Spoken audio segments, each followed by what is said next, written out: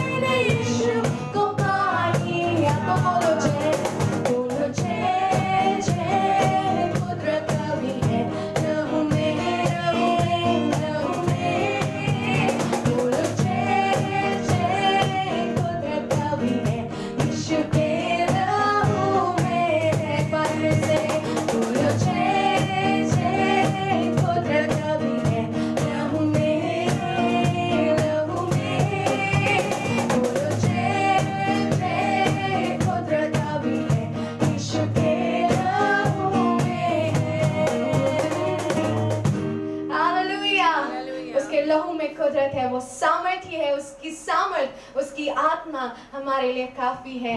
आइए हम मिलकर के उस राजाओं के राजा की आराधना करेंगे इस गीत को गाते हुए। हुसैना हुसैना तेरे लिए, राजाओं का राजा तू ही है, हुसैना तेरे लिए। We worship you Lord।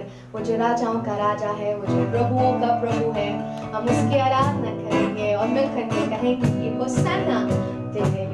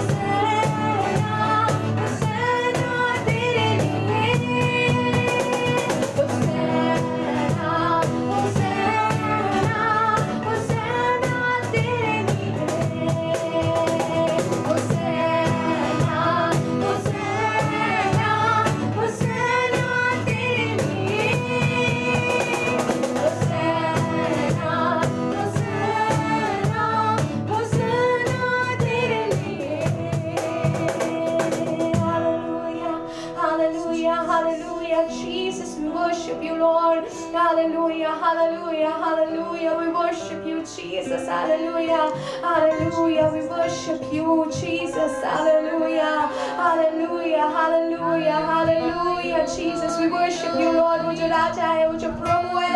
Hallelujah, hallelujah. हम उसकी आराधना करें, उसको धन्य कहें. Hallelujah, hallelujah. जब यीशु मसीह ने यरूशलेम में प्रवेश किया, हालेलुया, वो भीड़ उसे इसलिए राजा कहती थी या उसको राजा बनाना चाहती थी क्योंकि वो जब उन्हें भूख लगती थी वो उन्हें खाना खिलाता था, उन्हें चंगा करता था.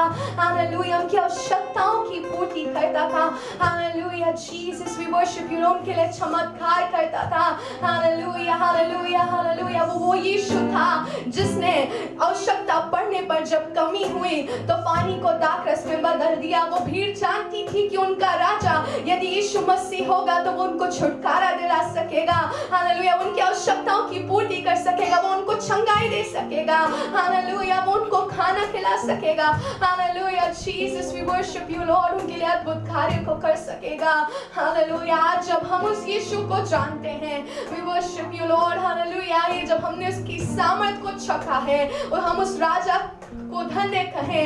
हालेलुया. जब हम इस गीत को गाते हैं, water you turn into wine, open the eyes of the blind, there is no one like you. Hallelujah. जिस प्रकार से उस भीड़ ने अपने राजा का स्वागत किया, उसका आदर किया, उसके लिए नारे को लगाया, आइए हम इस बात को कहें कि our God is greater, our God is stronger, and there is no one like our God. वो हमारा परमेश्वर है, वो हमारा राजा है.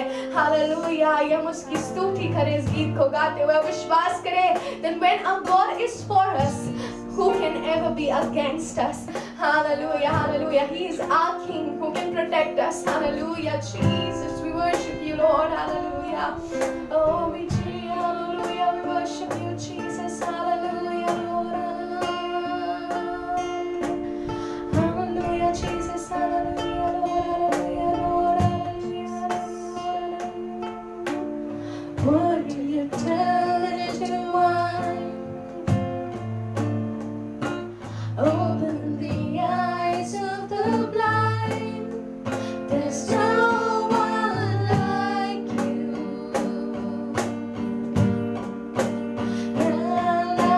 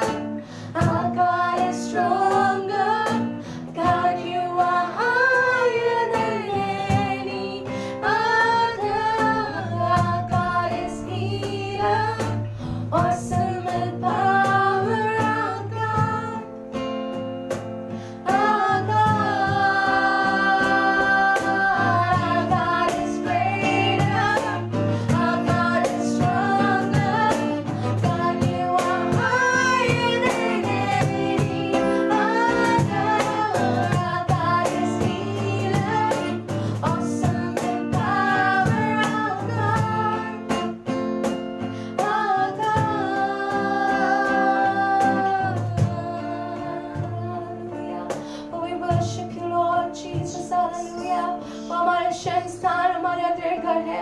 Hallelujah, hallelujah, Jesus, we worship you, Lord. हम अपने स्थानों पे खड़े होंगे, यदि आप अपने स्थानों पे खड़े हो सकते हैं।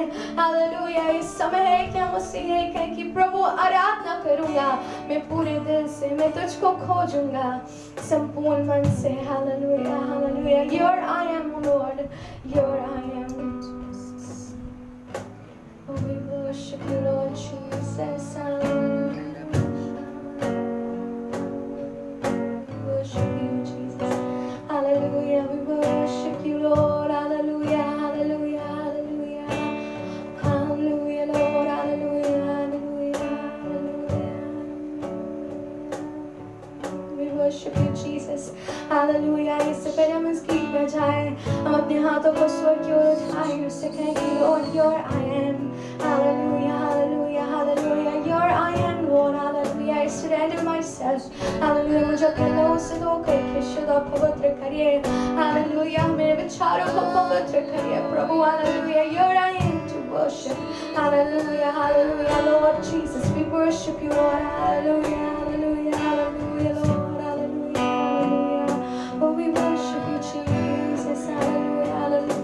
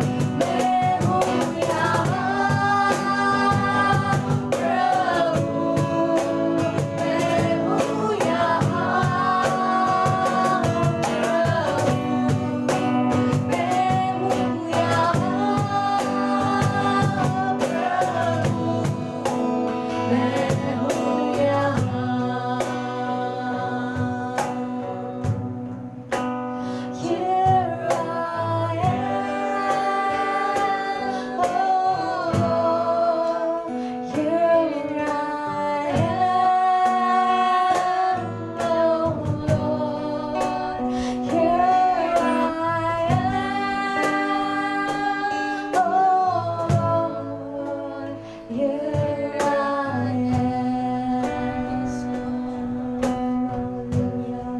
Hallelujah, hallelujah, Jesus, hallelujah, hallelujah, hallelujah, hallelujah, hallelujah, hallelujah, hallelujah, hallelujah, hallelujah, Jesus, hallelujah, hallelujah, hallelujah, hallelujah, hallelujah, Jesus, we worship you, Lord. Let's worship Him.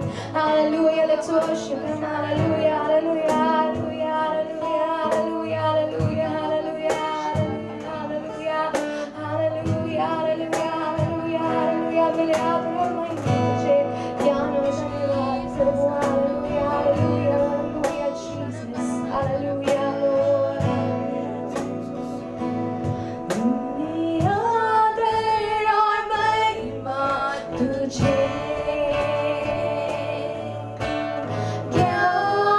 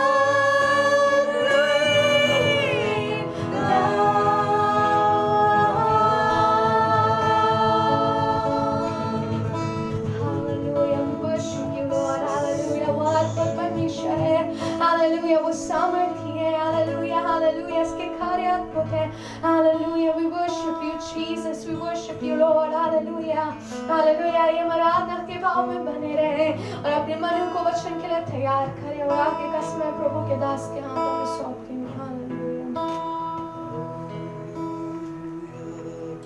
Praise the Lord, hallelujah। उस जीते परमेश्वर के नाम की महिमा, उस जीते परमेश्वर के नाम की महिमा हो, hallelujah. Praise the Lord, praise the Lord, praise the Lord, hallelujah। Thank you Jesus, thank you Lord, hallelujah। प्रभु परमेश्वर हम आपको धन्यवाद देते हैं, हालेलुया। आपके नाम की स्तुति करते हैं, छोटी सी प्रार्थना करेंगे।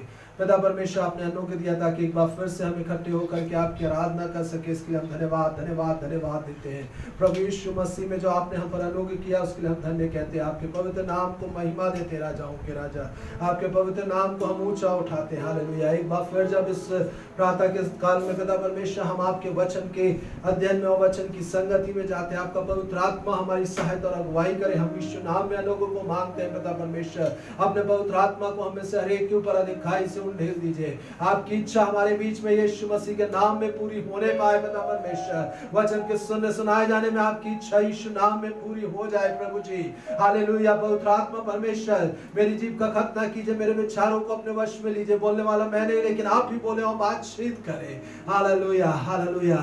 पिता परमेश्वर आप बढ़े और मैं घटूं, हालेलुया। मेरे मुंह के वचन मेरे हृदय का ध्यान आपको भाने पाए। यहोवा परमेश्वर में चट्टान छुड़ाने वाले अगुवाई और मदद कीजिए, प्रभु यीशु मसीह के नाम में मांगते हैं, आमीन आमीन। Praise the Lord, praise the Lord. परमेश्वर पिता का धन्यवाद हो कि हम उसके अद्भुत प्रेम को आज स्मरण कर सकते हैं प्रभु भोज की विधि के द्वारा, और ना कि सिर्फ हम प्रभु के उस प्रेम को जो यीशु मसीह को उसने हमारे लिए दे करके प्रकट किया है वैसे ही स्मरण कर सकते, लेकिन बाकी और भी चीजों को जो हमारे लिए वो प्रभु यीशु मसीह में देता है और अपने अन्नों के द्वारा देता है, उसी परमेश्वर का हम धन्यवाद देते हैं। यूहन्ना रचित सुसमाचार उसका 3रा अध्याय और उसकी 16वीं पद को देखेंगे। Gospel according to St. John chapter 3 verse 16।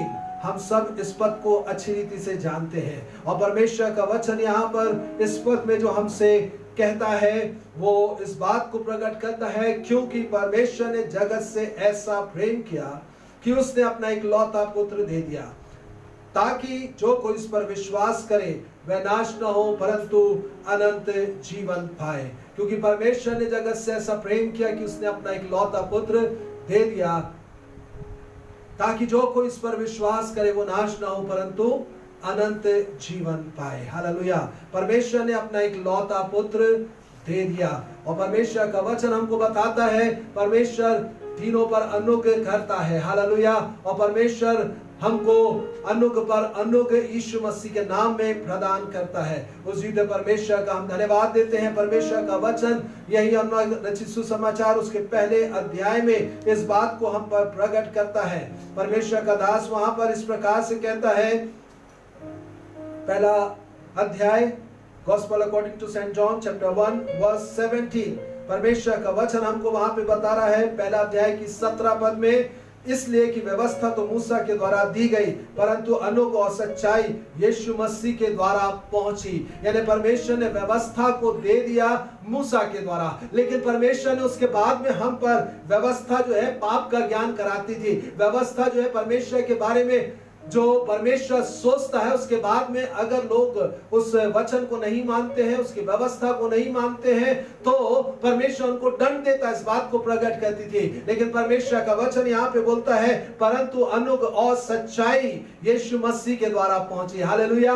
परमेश्वर देने वाला परमेश्वर, हमारा परमेश्वर देने वाला परमेश्वर है, हालेलुया। हमारा परमेश्वर प्रेम के द्वारा अपने इकलौते पुत्र को दे दिया। उस परमेश्वर ने प्रेम के द्वारा अपने इकलौते पुत्र को ही नहीं दिया, लेकिन साथ ही साथ परमेश्वर का वचन बोलता है कि अनुग्रह और सच्चाई प्रभु यीशु मसीह के द्वारा हम तक पहुंच गई। यानी पुत्र को दिया और पुत्र के साथ अनुग्रह और सच्चाई, हालेलुया।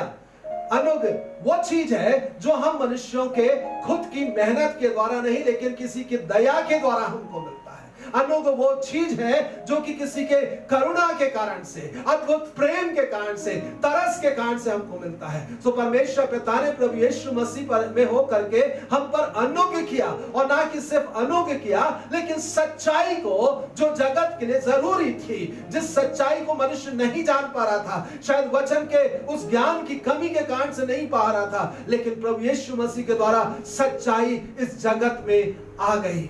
हालेलुया। तो परमेश्वर ने ना कि सिर्फ हम पर को पुत्र दिया, लेकिन पुत्र के द्वारा हम पर अनुग्रह किया, और अनुग्रह के साथ ही साथ उसने हम पर अपनी सच्चाई को, अपनी योजना की सच्चाई को, अनंत जीवन के बारे में सच्चाई को यीशु मसीह के द्वारा उसने हम पर प्रकट कर दिया। हालेलुया। और इसी की 16 पद इस प्रकार से कहती है, क्योंकि उसकी परिपूर्णता से हमने प्राप्त किया, अर्थात अनुग्रह पर अनुग्रह। प्रभु यीशु मसीह जो परमेश्वर की सामर्थ से भरा हुआ था, परमेश्वर की परिपूर्णता उसमें सदैव वास करती थी। परमेश्वर का दास जो है, कुलुसियों की पत्री का लिखने वाला, इस बात को कहता है कुलुसियों के पहले अध्याय में, ओ परमेश्वर का वचन इस बात को प्रकट कर रहा है वहां पर कि प्रभु यीशु मसीह अनुग्रह और सच्चाई से परिपूर्ण होकर के आया। यहां जब बोल रहा है, परमेश्वर का वचन बोलता है कि उसकी परिपूर्णता से हम सब ने प्राप्त किया था अनुग्रह पर अनुग्रह। प्रभु यीशु मसीह परमेश्वर की परिपूर्णता के साथ में आया। परमेश्वर की वो परिपूर्णता, यानी कि उसके दया, उसका अनुग्रह, उसकी करुणा, उसके तरस, उसकी क्षमा प्रभु यीशु मसीह में भरपूरी के साथ थी, और उसको परमेश्वर ने यीशु मसीह के द्वारा हमको दे दिया। बोलता उसकी परिपूर्णता से हम सब ने प्राप्त किया, अर्थात अनुग्रह पर अनुग्रह। अगर यीशु मसीह अनुग्रह और सच्चाई से परिपूर्ण होकर के नहीं आता, तो परमेश्वर का अनुग्रह हम पर नहीं हुआ होता। और परमेश्वर का अनुग्रह की भलाई इसमें हम देखते हैं कि उसने अपने एक लौते पुत्र को दे दिया। हालेलुया। परमेश्वर का वचन यहाँ पर जब इस बात को प्रकट कर रहा है, कुलुसियों उसके पहले अध्याय की उसकी 19वीं पद में और दूसरे अध्याय की 9वीं पद में निकाल करके देखेंगे। कुलुसियों उसका पहला अध्याय 19वीं पद और उसके दूसरे अध्याय की 9वीं पद। परमेश्वर का दास यहाँ पर इस प्रकार से कह रहा है हमसे, पौलुस जो है कुलुसियों की कलीसिया को प्रकट करता, और आज परमेश्वर का आत्मा हमको प्रकट करना चाहता है, क्योंकि पिता की प्रसन्नता इसी में है कि उसमें सारी परिपूर्णता वास करे। परमेश्वर की खुशी इसमें थी कि परमेश्वर की सारी परिपूर्णता प्रभु यीशु मसीह में वास करे। और परमेश्वर का वचन दूसरे अध्याय की 9वीं पद में इस प्रकार से बोलता है, और उसमें ईश्वर की सारी परिपूर्णता सदैव वास करती थी। परमेश्वर की सारी परिपूर्णता, चाहे वो दयालु है, अनुग्रहकारी है, विलंब से क्रोध करने वाला, करुणा निधान, दुख दे के पछताने वाला परमेश्वर है, चाहे वो प्रेमी परमेश्वर की बात करे, चाहे वो बुद्धिमान परमेश्वर की बात करे, चाहे उसकी सामर्थ के बारे में बात करे, चाहे उसके परमेश्वर की अद्भुत योजनाओं के बारे में, परमेश्वर की बुद्धि और समझ के बारे में बात करे, जो कुछ परमेश्वर में था वो प्रभु यीशु मसीह में भी पाया जाता है। और परमेश्वर का वचन बोलता, उसकी परिपूर्णता से हम सब ने प्राप्त किया क्या? अनुग्रह पर अनुग्रह।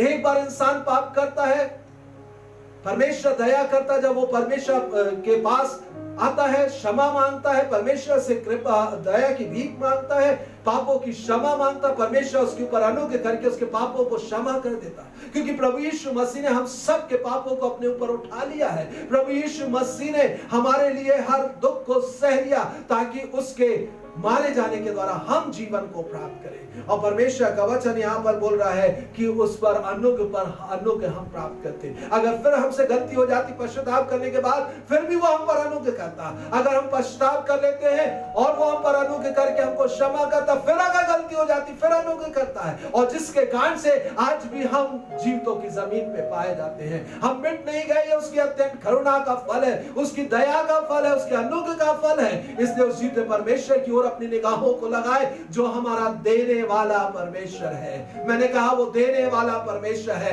वो लेने के लिए केवल हमारा हृदय चाहता है, हमारी आज्ञाकारिता चाहता है, हमारा समर्पण उसकी इच्छा में चलने के लिए चाहता है, लेकिन बाकी चीजें वो हमको देता और देता और देता और देता और देता रहता है। और वो इसलिए देता है ताकि हम उसके देने के द्वारा उस जीते परमेश्वर की महिमा भी करें, उस जीते परमेश्वर की दया को स्मरण करके उस जीते परमेश्वर के निकट हम आ जाएं और अधिकाई से। और आज परमेश्वर का वचन जबकि हमको इस बात को प्रकट कर रहा है देने के बारे में, परमेश्वर का दास यूहन्ना पहली पत्री में first epistle of John chapter 4 verse 9 and 10, पहला यूहन्ना की पत्री उसका चौथा अध्याय उसकी 9वीं और 10वीं पद में इस प्रकार से लिखा है, जो प्रेम परमेश्वर हमसे रखता है वह इससे प्रकट हुआ कि परमेश्वर ने अपने एक लौते पुत्र को जगत में भेजा कि हम उसके द्वारा जीवन पाएं। अगर उसने भेजा अपने पुत्र को या दिया अपने पुत्र को, तो उसके साथ हमको अनुग्रह दे रहा, और अनुग्रह पर अनुग्रह दे रहा, और साथ ही साथ उसके द्वारा हमको जीवन वो देना चाहता है। हालेलुया। देना उसका काम है, क्योंकि वो हमारा बनाने वाला परमेश्वर है और वो जानता है कि हमें किन किन बातों की आवश्यकता है। इसी कारण से प्रभु यीशु मसीह ने कहा कि किसी इस बात की चिंता ना करना कि क्या खाएंगे, क्या पिएंगे, क्या पहनेंगे। वो ताने जाति इस बात की चिंता करते हैं, लेकिन तुम्हारा स्वर्ग पिता आप जानता है कि तुम्हें इन सब बातों की आवश्यकता है। आज आप में से कई एक, हम में से कई एक जो है, कई प्रकार की आवश्यकता से घिरे हुए हैं। हमारे जीवन की बहुत सी आवश्यकताएं हैं, परेशानियां तो घेरे हुए हैं, और उसके कारण से आवश्यकताएं हमारी बन गई हैं कि हमको जॉब मिल जाए, हमको पैसा मिले, हमारी आवश्यकताओं की पूर्ति हो जाए। कई ऐसे लोग हैं जिनको ये सब नहीं नसीब हो रहा, लेकिन यीशु मसीह में परमेश्वर हमको ना कि सिर्फ अनुग्रह देता है, ना कि सिर्फ जीवन देता है, ना कि सिर्फ अनंत जीवन देता, लेकिन साथ ही साथ हमारी हर एक आवश्यकता की पूर्ति करने के लिए तैयार है। इसलिए कोई भी किसी बात की चिंता ना करे।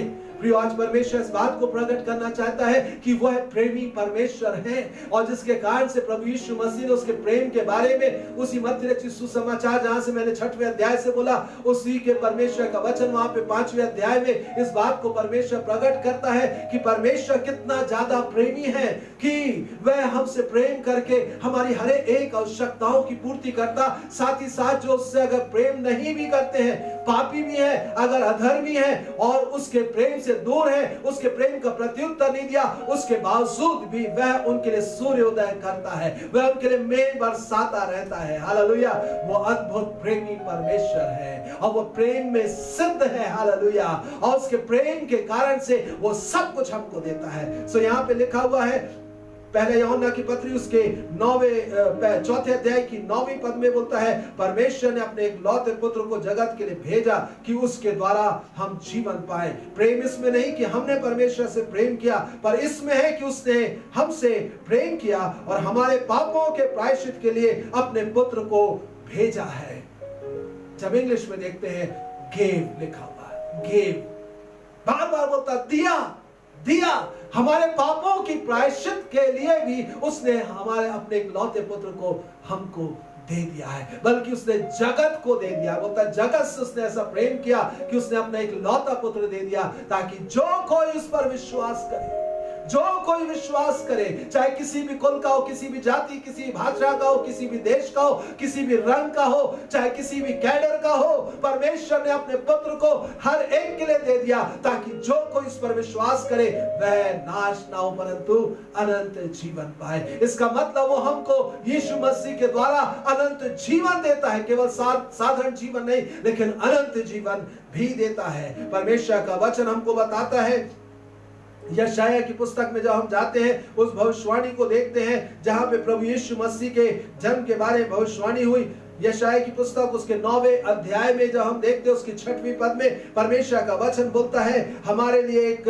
बालक उत्पन्न हुआ और हमें एक पुत्र दिया गया है, और प्रभुता उसके कांधे पर होगी, उसका नाम अद्भुत युक्ति करने वाला, पराक्रमी परमेश्वर, अनंत काल का पिता रखा जाएगा। हमारे लिए एक बालक उत्पन्न हुआ और हमें एक पुत्र दिया गया है, और वह पुत्र जो है हमारे जीवन में सारी आशीषों को लेकर के आता। वह पुत्र कौन है? प्रभु यीशु मसीह है। वह पुत्र कौन है? वो मार्ग, सत्य और जीवन है। वह पुत्र कौन है? जगत की ज्योति है। वह पुत्र कौन है? जीवन का जल है। वह पुत्र कौन है? जीवन की रोटी है। हालेलुया। वह पुत्र कौन है?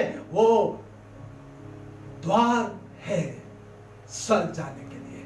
Praise the Lord. इसलिए उस पुत्र के द्वारा बोलता है कि उसने हमारे लिए सब कुछ दे दिया है और उस पुत्र के कांधे पर प्रभुता होगी और उसका नाम अद्भुत युक्ति करने वाला, पराक्रमी परमेश्वर और अनंत काल का पिता रखा जाएगा। और यह बात हम देखते हैं मत्ती रचित सुसमाचार में पूरी हो गई। और आज परमेश्वर चाहता है कि हम इस बात को ध्यान में रखें कि जब उसने अपने एक लौते पुत्र को हमारे लिए दे दिया है, परमेश्वर का दास पौलुस जो है रोमियो की कलीसिया को लिख करके समझाता है, जिसने अपने पुत्र को भी अपने पास ना रख छोड़ा लेकिन उसने अपने पुत्र को हमारे लिए दे दिया, वह उसमें हमको सब कुछ क्यों ना देगा। रोमियो का 8 अध्याय और उसकी 32वीं पद इस बात को प्रकट करती है, जिसने अपने निज पुत्र को भी ना रख छोड़ा परंतु उसे हम सब के लिए दे दिया, वह उसके साथ हमें और सब कुछ क्यों ना देगा। उसके साथ वह हमको और सब कुछ क्यों ना देगा। अगर हम पुत्र को ग्रहण कर ले तो उस पुत्र के साथ बोलता है कि हमको और सब कुछ क्यों ना देगा। क्योंकि कोई भी जन पहले अपने बच्चों की सुधि लेता है, बाद में दूसरों की सुधि लेता है। जब मैं और आप प्रभु यीशु मसीह को ग्रहण करते, परमेश्वर का वचन इस बात को बताता है हमको। पहले यूहन्ना रचित सुसमाचार उसके पहले अध्याय की 12वीं पद में बोलता है कि जितनों उस पर विश्वास किया उनको उसने परमेश्वर के पुत्र होने का अधिकार दिया, अर्थात उन पर जो उसके नाम पर विश्वास करते हैं। आज प्रभु चाहता है कि उस पुत्र के नाम पे हर एक जन विश्वास करे। वह पुत्र जो प्रभु यीशु मसीह है, परमेश्वर का एक लौता पुत्र जिसको परमेश्वर ने हमारे लिए दे दिया। जब हम उसके ऊपर विश्वास करेंगे, विश्वास करने के द्वारा हम परमेश्वर की संतान होने का अधिकार पा जाते हैं। हालेलुया। यानी कि वो हमको अधिकार दे रहा है पुत्र होने का भी। Praise the Lord. और जब पुत्र होने का अधिकार मिल जाता है तो हमको और कुछ क्यों ना देगा, सब कुछ देगा। Praise the Lord. आप बोले वो मुझको यीशु मसीह में सब कुछ देगा। जो भी मेरी आवश्यकताएं हैं वो सब आवश्यकताओं की पूर्ति यीशु मसीह के द्वारा हो जाएगी। मेरी सारी समस्याओं का समाधान यीशु मसीह के द्वारा हो जाएगा। मेरी हर एक प्रार्थनाओं को उत्तर यीशु मसीह के द्वारा परमेश्वर मुझको जरूर देगा। हालेलुया। चाहे हम मांगे या ना मांगे, लेकिन अगर हमने यीशु मसीह के ऊपर विश्वास कर लिया है तो परमेश्वर यीशु मसीह में हमको सब कुछ देने के लिए तैयार है। और बल्कि जब भी हमारी आवश्यकता पड़ेगी वह हमको देगा। लेकिन कब देगा? जब मैं अपनी आंखें पर्वतों की ओर लगाऊंगा। मुझे सहायता कहां से मिलती है? मुझे सहायता यहोवा परमेश्वर की ओर से मिलती है जो आकाश और पृथ्वी का करता है। हालेलुया। हम उसकी ओर अपनी निगाहों को लगाएं जिसने अपने एक लौते पुत्र को हमारे लिए दे दिया है। हालेलुया। परमेश्वर का वचन मुझको और आपको बताता है, परमेश्वर के दास मूसा ने इस्राएलियों से कहा इस बात को। अगर हम व्यवस्था विवरण की पुस्तक उसके 8वें अध्याय की 16वीं पद में जाए, व्यवस्था विवरण की पुस्तक 8वें अध्याय की 16वीं पद में जाए, परमेश्वर बोलता है वह तुझे जंगल में मन्ना खिलाया और तुझे जंगल में मन्ना खिलाया। He gave manna to eat in the desert. उसने ऐसी जगह पे जहां बिल्कुल सूखा था, जहां कुछ ऐसा नहीं मिल सकता था, लेकिन परमेश्वर ने स्वर्ग से मन्ना बरसा करके उनको दिया। और परमेश्वर का वचन बताता है मन्ना जो था पुए के समान था, यानी कि मुलायम था, मीठा था। हालेलुया। जिसके लिए बनाने के लिए, अगर आज कोई पुआ बनाने के लिए पूछे, राजस्थान में बनता है पुआ असली। अगर राजस्थान के लोगों से पूछा जाए कि पुआ कैसा बनता है तो क्या बिल्कुल ऐसे ही बन जाता अचानक से और बिल्कुल साधारण तरीके से बन जाता? नहीं। उसके लिए मेहनत करनी पड़ती है, उसके लिए कई चीजों का इंतजाम करना पड़ता है। उसके अंदर में ड्राई फ्रूट्स डाले जाते हैं, उसको सेकने और सब बनाने के बाद में उसको शीरे में डाला जाता है और तब वो खाने के योग्य बनता है।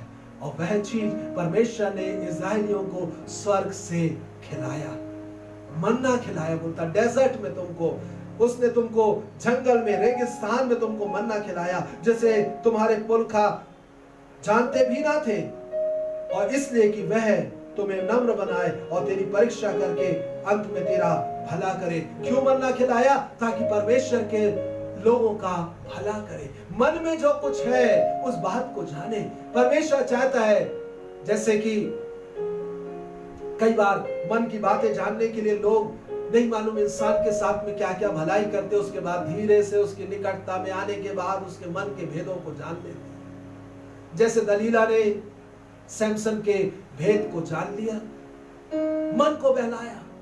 परमेश्वर जो है हमारे मन के योग्य हमको भोजन खिला करके वह केवल इतना चाहता है कि हम नम्र बन जाए। Praise the Lord. नम्र बन करके हम परमेश्वर के पीछे चलने वाले बने। हालेलुया।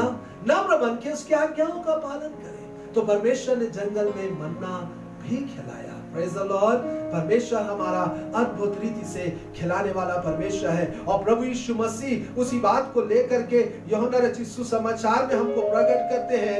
यूहन्ना रचित सुसमाचार उसका 6वां अध्याय, gospel according to Saint John chapter 6, परमेश्वर के वचन में से हम वहां पर देखते हैं। परमेश्वर का वचन वहां पर हमको बोल रहा है 31 वर्ष में हमारे बाप दादों ने जंगल में मन्ना खाया, जैसा लिखा है कि उसने उन्हें खाने के लिए रोटी दी और यीशु ने उनसे कहा, मैं तुमसे सच सच कहता हूं, मूसा ने तुम्हें ये रोटी स्वर्ग से ना दी, परंतु मेरा पिता तुम्हें सच्ची रोटी स्वर्ग से देता है। मूसा ने नहीं खिलाया, मूसा खुद बोलता है उसने खिलाया, नहीं कि परमेश्वर ने खिलाया। और यीशु मसीह इस्राएलियों को समझा रहा है कि मूसा ने नहीं दिया। तुम्हारे बाप दादों ने जंगल में अगर मन्ना खाया तो वह क्यों खाया और कैसे खा लिया? निर्गमन की पुस्तक उसके 16 अध्याय की 15 पद में भी देखने को मिलता है कि परमेश्वर ने स्वर्ग से उनके लिए मन्ना गिराया। निकालने की जरूरत नहीं है, परमेश्वर ने वहां पर उनको खिलाया। क्यों खिलाया?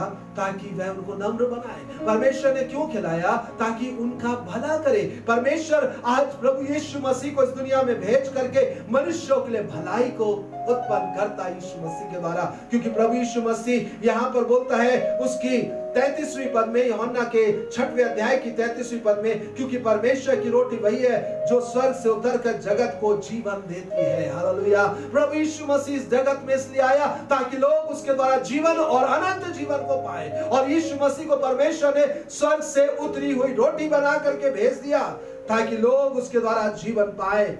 और लोगों ने जैसी सुना कि वह रोटी है जिसके द्वारा जीवन पाए, बोलते हैं कि हे प्रभु वो रोटी हमें सर्वदा दिया कर। आज क्या हम परमेश्वर से इस बात को कह सकते हैं या हम कहते हैं प्रभु वो रोटी मुझको सर्वदा दिया कर? वो रोटी जो यीशु मसीह है, जो जगत के जीवन के लिए आपने दिया है प्रभु, वो रोटी मुझे सर्वदा दिया कर। वो रोटी मुझको रोज दिया कर। हम रोज प्रभु की प्रार्थना करते होंगे, सवेरे शाम करते होंगे और ये बोलते होंगे कि हमारे दिन भर की रोटी तू आज हमें दे। लेकिन क्या उस समय मांगने के समय हमारे दिमाग में ये रहता है कि यीशु मसीह जो जीवन की रोटी है प्रभु आज हमें दे, ताकि मैं उसके द्वारा जीवन ही नहीं लेकिन अनंत जीवन पाऊं? या जब हम प्रभु की प्रार्थना करते हैं तो हमारे दिमाग में केवल एक चीज रहता है, वो रोटी जो गेहूं की बनी हुई है, वो रोटी जो मक्के की बनी हुई है, वो रोटी जो हमारे को जिसके लिए बनाने के लिए मेहनत तक करनी पड़ती है। कहीं ऐसा तो नहीं कि हम केवल वही रोटी की आशा लगा करके प्रभु से प्रार्थना करते हैं।